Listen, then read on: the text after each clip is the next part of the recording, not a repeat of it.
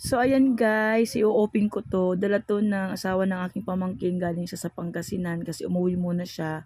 And then pagbalik niya guys, ito yung mga dala niya, super dami. Ito yung gabi. Ito masarap 'tong lagyan ng gata.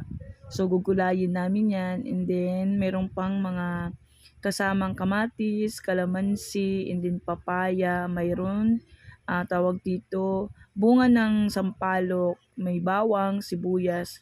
And then 'yan, yung puti na yun, tawag dito, anong tawag 'to, anong tawag dito, yung parang sawsawan na isda.